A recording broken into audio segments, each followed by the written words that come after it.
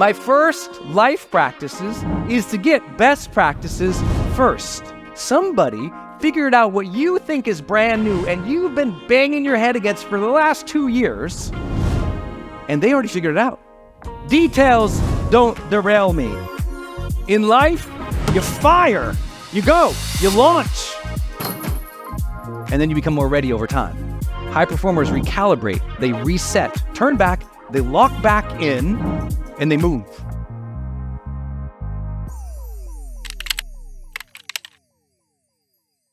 My first life practice is to get best practices first. My first life practices is to get best practices first. I never run into doing something without researching it first. I learn because, see, somebody can model the way for you. Somebody already teaches the systems, the strategies, the tactics. Somebody figured out what you think is brand new and you've been banging your head against for the last 2 years, and they already figured it out. You're sitting there wondering, how do I make an extra $100,000 a year or $100,000 a year? The internet's full of education on that. What happens for most people is they just kind of wonder and then they wander, but they never learn. I'm always like, okay, what is the best practice? I'll give you an example. I had to coach an Olympic sprinter, and I don't sprint. I sprint out on stage, but I don't sprint at those levels. That's crazy how fast they are. It's impossible to understand when you watch the Olympics how fast these humans are moving. It doesn't even make any sense for you. It's like when you're there and you actually watch it or you try to run next to them, it's this joke. They are so fast. It's so fast how fast they are in every single Olympic sport. You can't even fathom how fast they are. It seems superhuman. Well, what am I going to say to this person? I get this big contract, got to go down. It's on the world stage. I have to perform. I have to get this person to win gold. Like pressure. They hired me to be the high performance coach, the mindset coach, right? Mental conditioning coach. Well, guess what? I go down. I don't know anything about it. But before I ever get there, I called 7 other world champions, gold medalists, silver medalists, bronze medalists, and I interviewed them for an hour to understand what were their best practices in their mindset, in how they move, in how they think, in what their coaches told them, in what their breakthroughs were. So when I showed up, while I can't run like that, I knew how to think like that.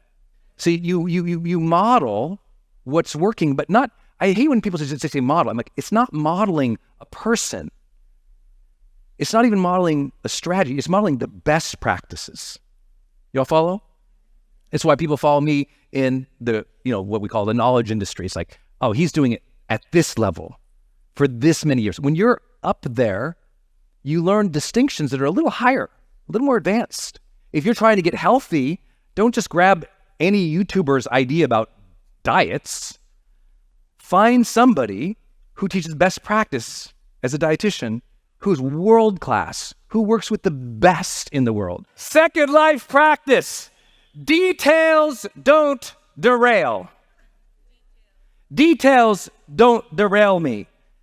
In life, you fire, you go, you launch, then you adapt, and then you become more ready over time, right? This is the stuff of initiative.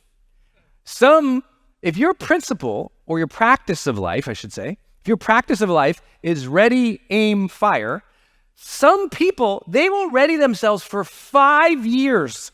They're talking about writing a book, and they've not written a chapter. They'll spend 5 years readying themselves, learning, trying, certifying, asking, journeying, doing everything, meditating, ayahuascaing. They're waiting. I'm like, you've thrown up in a jungle, but you still haven't told your kid you're mad at him. Just tell him. What is all this getting ready? Do the thing. Move. Life is not about knowing all the answers. Even my favorite story ever, Jeff Bezos talking about how he ran Amazon. He goes, pretty much any major decision we ever make, we might have 60, maybe 70% of the information that we need to make the decision. Some of you are waiting for perfect to come into your life. Perfect knowledge, perfect readiness. It's like, oh no, personal growth is adaptability. Evolution is that adaptive, flexible nature of who we are. It's trying and testing and trying to learn best practices first. Don't go into that jungle because you'll be eaten. Oh, that's a good practice. Okay. But it doesn't mean don't go into other jungles.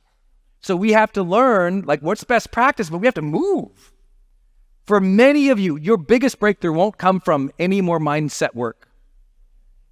It will be you launch, you do the thing, you fire. Everyone say with me, you fire. You got to do the thing now. And then learn and adjust. Go, adapt, learn. If it's part of your dream, move, fire, get in motion. Number 3, surrounded by strivers. I'm around people who have ambition to live an extraordinary life. They're striving for an extraordinary life. They're not just an achiever who got something. I know lots of achievers who gave up and they're not trying anymore. They're actively pursuing something beautiful, something meaningful, something important. They're striving and they honor that struggle. Like when you look at my peer group, they're all trying hard things. None of them are complaining about it. Doesn't mean they don't have bad days. Doesn't mean they're not frustrated. Doesn't mean they wish they had greater progress or support, but they're moving. The people around me, I'm like, you did what? That's crazy. You know, we live in a world where people are dream of going to other stars and they can manifest it. We think about how much people have achieved, and sometimes we get in our own little world and we're controlled by the little phone and we forget that the people that we connect with will change our lives. I was lucky. I read Brian Tracy when I was a 19-year-old kid, and he just said, hey, your life is based on the books you read, the people you meet, and what you choose to do of service. One of the most important life practices I have is creating psychological and mental triggers. See, most people, they've only heard about triggers when it's negative, a trauma trigger, or something someone says that triggers you into being upset or uncomfortable. But no, that same psychology can be used to condition you for greatness. If you read High Performance Habits, you know about now my famous doorway trigger. Every doorway I walk through, I train myself mentally. I walk through the door and I say to myself, here enters a happy man ready to serve. Every door, I'm a happy man, I'm ready to serve. I'm a happy man, I'm ready to serve. I'm a happy man. You know how many times I've said that? I can tell you how many times. Every time I walk through a door, even the bath. Oh, well, maybe not always the bath. I'm just saying, you have to teach yourself. You have to trigger yourself. Maybe every time you get in your car, you say something to yourself. Maybe every time you sit down to write, you play that one song. Maybe you and your loved one, you form a routine or rhythm that you do every time, and it just brings the best out of you both. See, you can set that mental conditioning. You can set those triggers. Way more important than how I manage Google Calendar is the triggers I've set up throughout the day to feel great. Because if I can feel great throughout the day, I'm more likely to do the tasks. I want you to teach yourself to feel great so that you do more tasks. The tasks that matter to you, the meaningful pursuits. You got some big dreams that you put off to week after week after week because you don't feel like it. Well, I always tell people, when do you think you're gonna feel like it? See, if I feel like it, that's nice. But if it's part of the purpose and the dream and the day's activities, it's like, okay, move into that, Brendon. Move into that and do the things to put yourself in a better mood or a better place to get there. It's everything. It's everything. Okay, now we've got life practices, and we're going to talk about priorities. How do I manage my priorities? I'm like, you can manage priorities all day long, but it's just shuffling paper if you don't have philosophy and principles. I think of my dad's philosophy and principles. He was so happy to be alive. he had done 3 tours in Vietnam. So he had a very different philosophy about life. He was very concerned about life. It was important to him that we took care of ourselves and we were safe. His principles of life were to protect us and to care for us and build a good family, but he was also always saying things like, be yourself,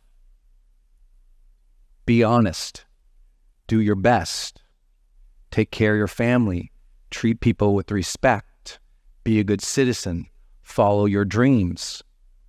See, those are principles too, right? Those life statements, those are principles that you guide yourself by. Being yourself is a principle of life. So let's talk about some of the priorities when you have those things. For me, one of my life priorities is my agenda first. This sounds counterintuitive to everyone who goes, but Brendon, you're the servant leadership guide. You're the guy who helps people and says, be a servant, volunteer, be responsive, be professional. I'm like, oh yeah, all that. But still, it's my life agenda. I understand I've been given an agenda in life. I'll never know all of it. But my job is to be in service to him and into whatever it is that I'm supposed to. Because all good things work together for those who love him. And so I know I'm working an agenda. I don't always know what it is, but I know I'm working one. And I know that other people can tear me from my agenda. No one tears me from my agenda. It doesn't mean we don't have hardship or struggle, or I don't have to reply to emergencies all the time. But if you look at the course, listen, you can lose a day. But if you lose a month and you lose a quarter and you lose a year, that's called negligence. Anyone follow? That's neglect. Now, I'm okay when you have a hard year and people always say, Brendon, you're too hard on people. I'm like, good. I want to be that force, not because I want to be hard on people, but because I've seen you unlock your potential. When you work with people for 20 years, you've seen astounding results that no one would bet on. Some of you, no one's betting on you. So bet on yourself. Some of you, everyone's just pushing stuff at you. The kids are pushing stuff at you. Your spouse is pushing stuff at the boss is, everyone's pushing. And you feel like you're always being pushed. That's fine. We're all being pushed. There's always pressure. The push and the pressure will never go away as long as you're part of society. However, you've got to look at the arc of your life. And you got to say, have I been living on my terms? Do you know the most popular phrase in all of personal development for literally hundreds of years often comes back to a very marketable phrase. Take control of your life. What they're saying is, hey, you're the captain of the ship. Even if the stormy seas are hitting you, yeah, you might have a stormy night, you might have a stormy season, but you still chose to get across the Atlantic. Go. You have to realize your agenda has to come first. Maybe not today. Maybe your kid threw up all over the carpet. They're staying home. You were looking forward to them going to school, but now they're staying at home. Now, listen, you lose days. That's life, right? The kid's the priority. Getting that stain out of your restoration hardware carpet, that's important. That stuff stains, man. Then you got to cover it with plants, and your neighbors are like, why is that weird? You're like, well, the kid, I don't know. You can't, this stuff happens. But if we look at that 18-year arc, you were the parent you wanted to be or not. If you look at the last decade of your business or your career, that was guided by intention and consciousness, or was just kind of bounced around going through the motions of flow. Now, I'm somebody who also very much deeply believes in serendipity. I believe gates and doorways are open all the time that I didn't anticipate. It wasn't on my priorities for the day, but you know what? It kind of matched the agenda I was after. The agenda for me is my philosophy and my principles and my practices. And I go, you know what? This opportunity, it wasn't on the agenda, but it kind of matches those. You see, they've studied the top performers in the world in dozens of different industries. And one of the highest psychological things that they had in their journey is something that we usually just call in our industry match quality. They matched their purpose, they matched their skills, their talent, their desires to the right opportunities. And if they tried something and it didn't feel like it matched who they were, the sport they loved, the job that was right, it doesn't mean they didn't labor in it or spend a year or 2 or 3 or 5, but they were more often quick to leave the thing to find the thing that did match them. Does that make sense? Now, that makes sense in almost every area of life outside of those commitments that we said, hey, this is what I will do. This is part of my agenda, right? Today, we leave too much often in this match quality game. It's why, we have such a casual, I think, experience of our relationships today. It's why so many people leave a relationship a little too quick. They're looking for match quality off the bat. Or maybe they lose a little chemistry and they're like, this must not be the match. And maybe it was match and philosophy and principles, but maybe they got to work on the passion part. That's common. But for most elite performers around the world, match quality, they found the thing that was them. And it was like, this feels like it's on my path, on my agenda. They left the beaten path for what is my path, match quality. This matches my way of feeling, experiencing, living what I desire of my life, right? That's living your agenda first. Again, notice it doesn't say my day first, my preference first. It doesn't say my hour first. I'm a servant leader. There's lots of things that mess up my morning or my day or something in my life. And I never bemoan it. I go, okay, that's hard. I'm going to honor the, and I'm going to engage this thing. Okay, I'll be here with this. I didn't want it, but it's here. But trust me, making the recalibration back to the day's priorities, my agenda, is important. That's the stuff of high performance. High performers recalibrate. They reset more often than most people. They reset to what is right or to what is their agenda or what their goal is more often. They get thrown off path as much. They have as many distractions, but they turn back, they lock back in, and they move. For those who want to know how priorities happen, it's so simple in my life. On Sundays, I do my personal development and my planning. And then I set these goals for Friday. I call them Friday finishers. By the end of day Friday, these things will have happened this week. And I love that because it says, hey, during the week, something might get derailed. But by the end of day Friday, I can recalibrate and get that done. Finishing builds confidence. Doing the thing that you said you're going to do, that is how you prioritize the day, not your feelings. You prioritize the day on your agenda and commitments. What did you say you're going to finish? Finish it. Be a completer. You know it's so easy to win in this world because most people don't complete anything. Who's noticed that most people suck at follow-through? Oh, it's so easy to win. Just follow through. Just reply. Just send the invoice. Would you please send the invoice? I don't have any money. Did you send the invoice? No. Start there. Get all your invoices out. Get all your bills out by end of day Friday. Get your house back in order with your finances by finishing the week strong. Can you do that, ladies and gentlemen? Let's go.